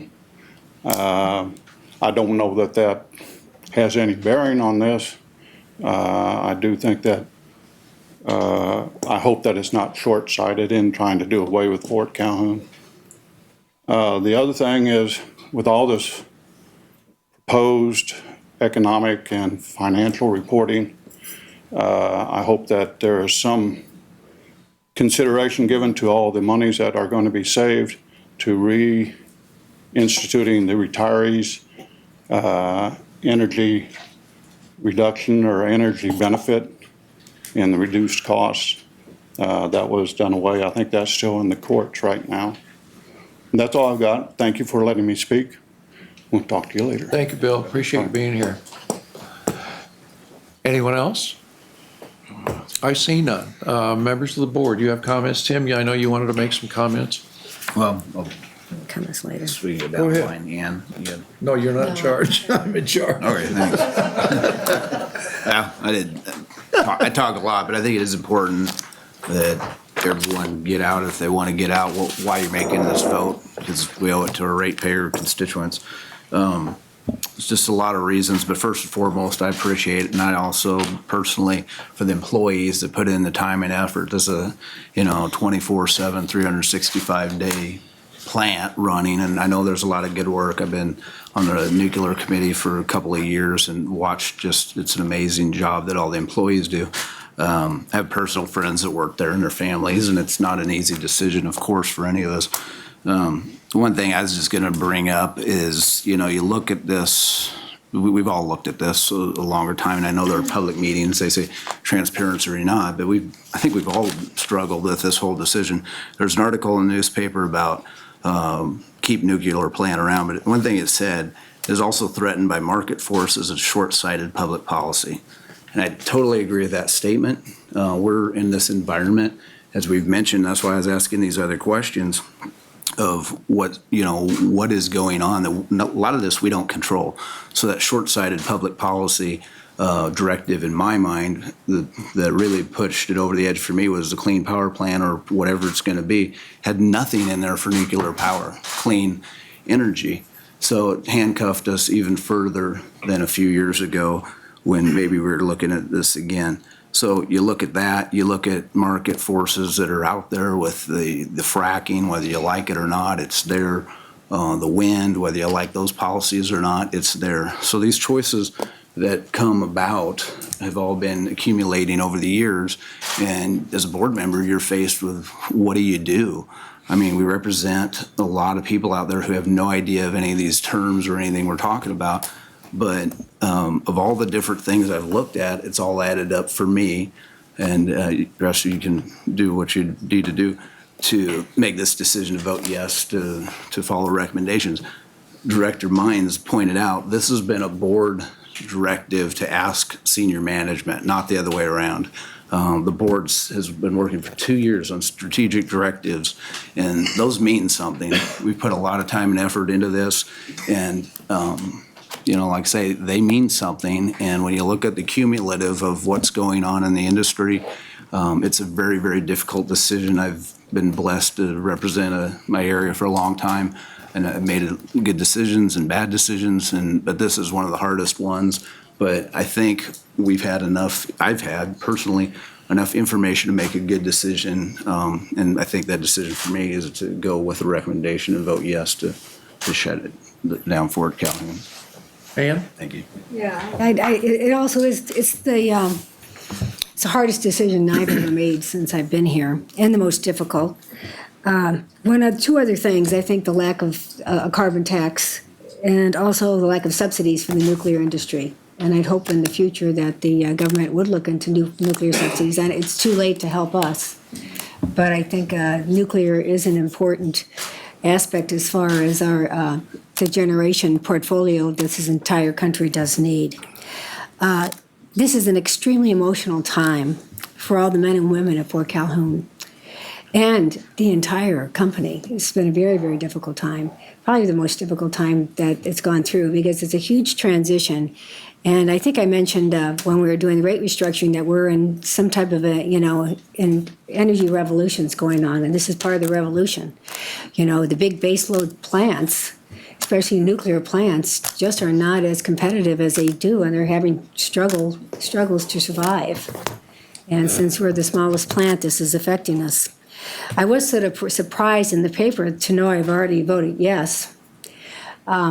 I'm a little upset by that, and I apologize to the employees that my comments to the reporter, he was able to take those from the context that I'm going to vote yes. And I think it is in our rules that the reporters should not be polling, and it looks like they were. So I do apologize to the employees for that. So for right now, that's all I can say. Thanks. Anyone else? Yes. Yes, sir.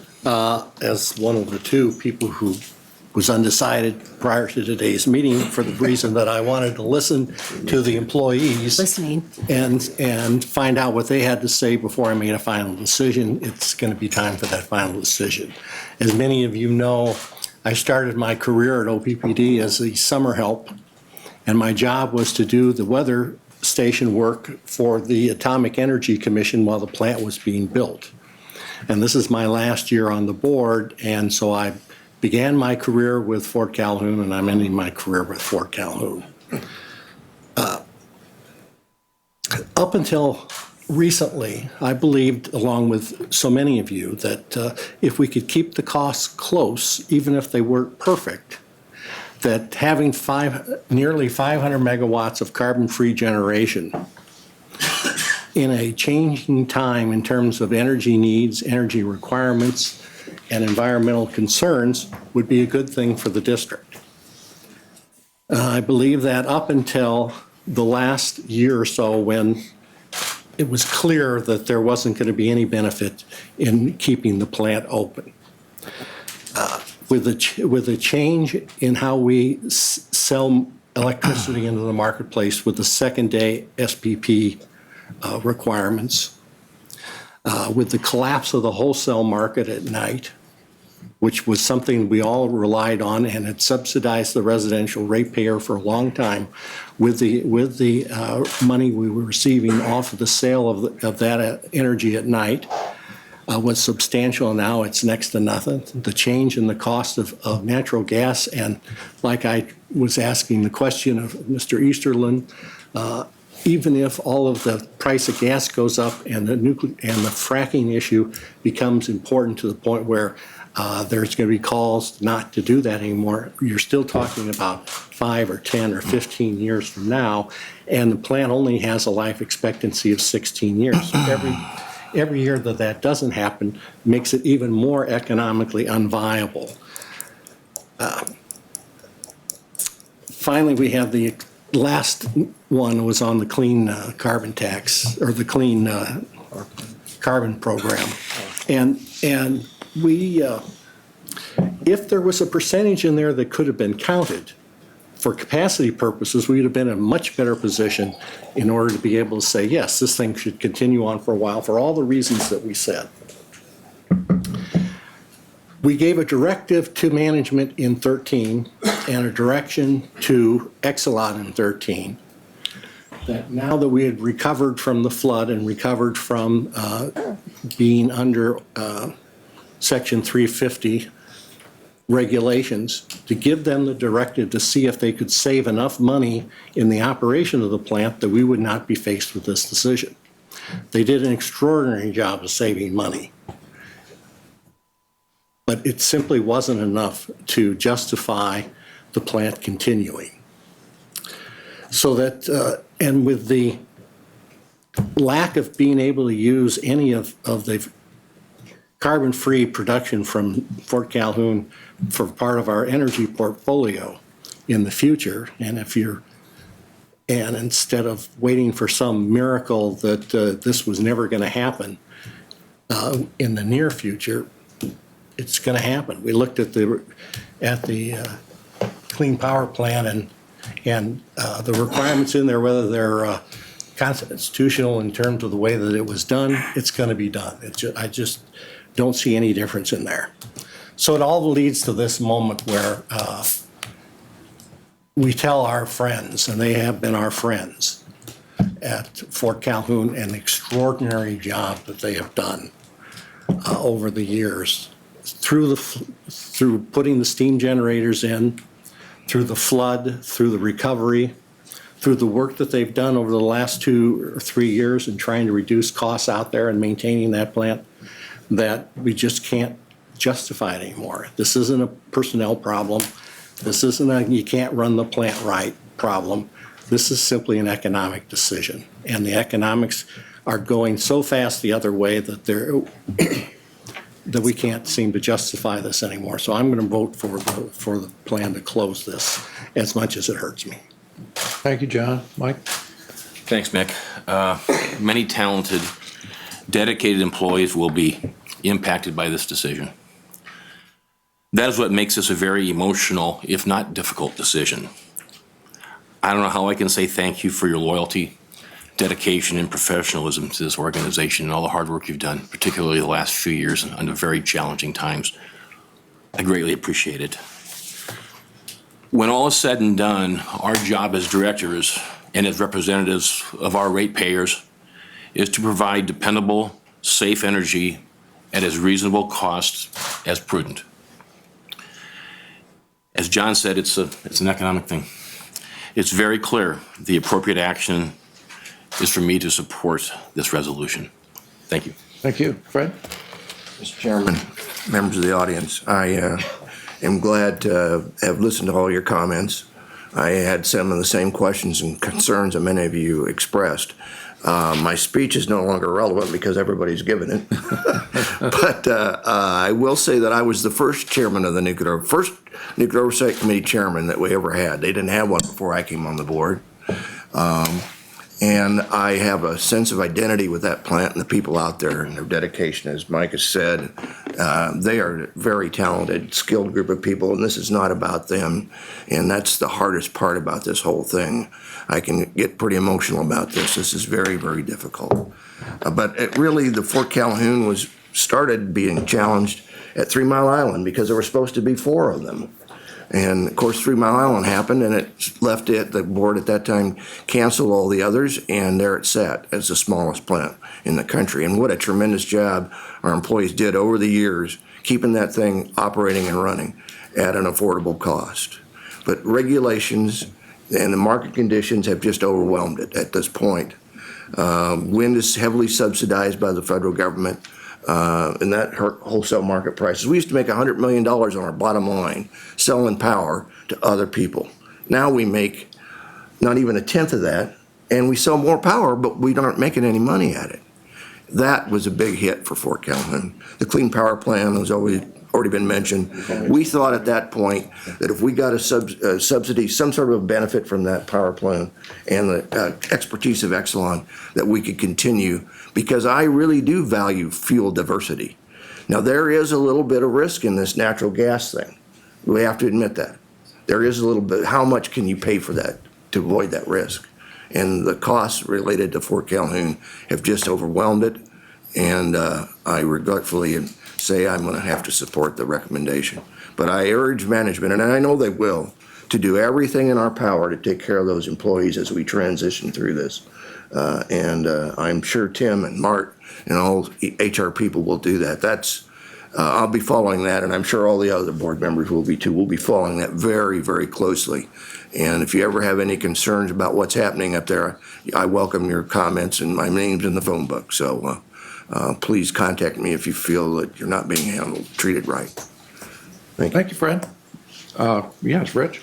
I feel exactly the same way Fred does about that. My number is in the phone book, and my number is all over Omaha, since I rely on that for my livelihood. So anybody can call me anytime. And my primary thought and effort going forward after today is going to be, for the next 4 to 5 years, focusing on the employees. And I know that senior staff feels that same way, and they are also going to be focusing on that 100%. We want to help everybody that has any displacement or retraining as much as possible. I've only been on the board 18 months, and this is without doubt probably the most important vote that I'll make in my 6-year term. I hope we don't have another vote that's this difficult a decision for me and all of the other board members. I think it probably is the most important vote since they voted to build a nuclear plant. It goes back that far. Having said that, I know it's way, way more difficult for all of my fellow board members to make this vote. They've been here longer. They've been more involved than I have. And I've been to the Fort Calhoun plant 4 or 5 times. They've been there dozens, and they know the employees. And I'm proud to be on the board, and I have utmost respect for my fellow board members. I also have the utmost respect for the senior management team that's handled this in an extremely professional manner. Hours and hours of research and scenario design and have gone into the recommendation coming to the board. As Tim said, we initiated asking this. They did not. That's our job. One thing I wanted to touch on, I'm very, very pleased that our projection is that there'll be no rate increase for 5 years. I would like to state, though, that is a projection. We can't ever guarantee anything. As Edward pointed out, there are technology things, there are commodity things that influence all this. My personal feeling is, and what I'm going to work hard for, is not only for 5 years, but I would like to see this go on beyond that. But there is no guarantee to that. And again, my foremost thought and effort will go toward the employees. Thank you. Director? I just wanted to say, today it feels like a wake, and it feels like there's a death in the family, and things are going to change, and it's bleak.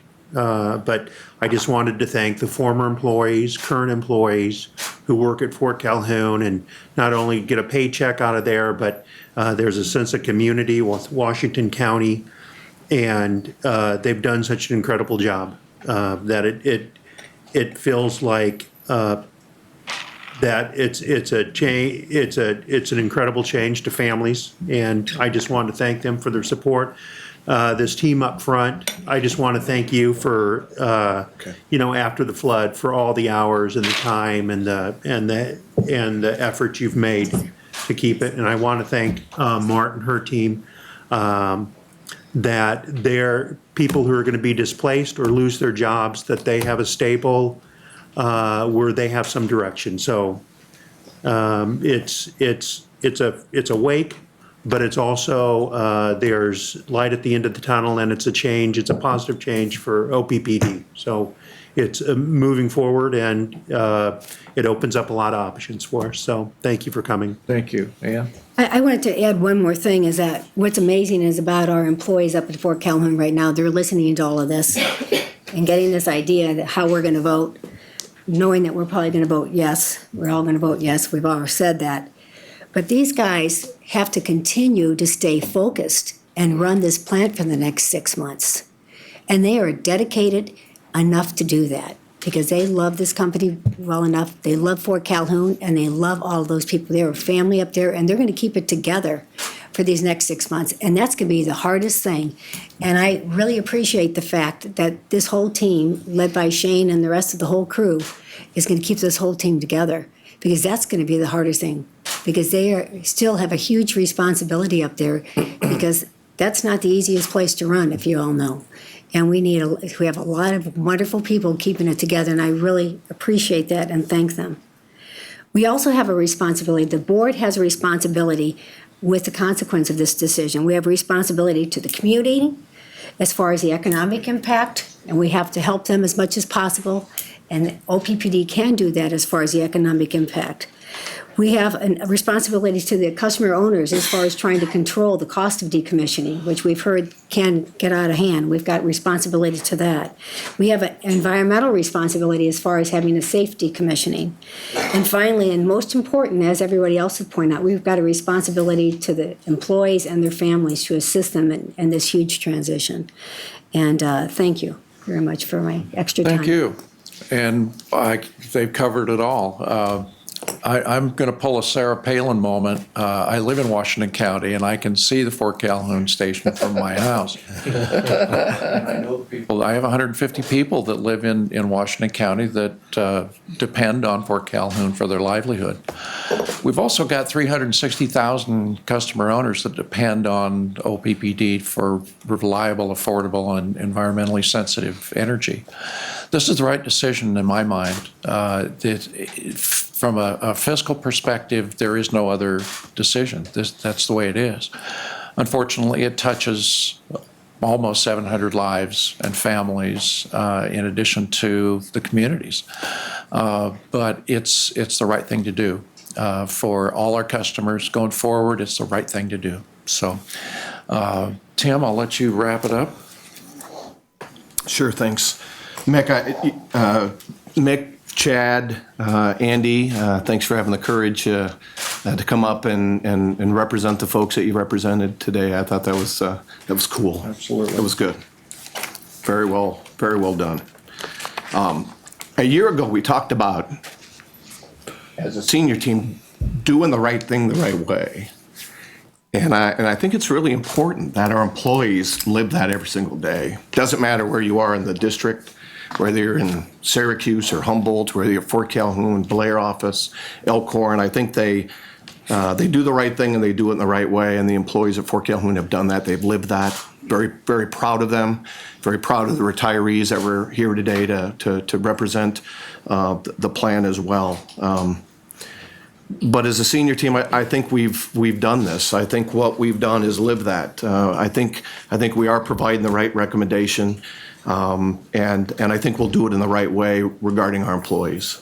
And I committed them that we would do that, and I commit to the board we'll do that as well. This has never been about employees. It's never been about,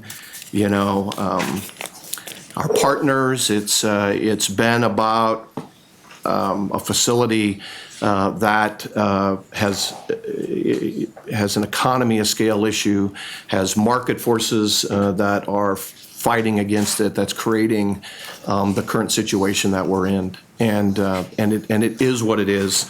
But it's never been about employees. It's never been about our partners, Exelon. For those folks have done exactly what we've asked them to do every single day, every single hour of the day, every single year that plant's been up and operating. It is interesting that the core values that have been developed by a variety of employees across the district are about, we care for each other, we honor our community, and we have a passion to serve. And so I commit to you from this organization that we'll live those values as we move forward. So thanks for that opportunity. Thank you. Anybody else? Ms. Labs? Barrett, Yes. Kavanaugh, Yes.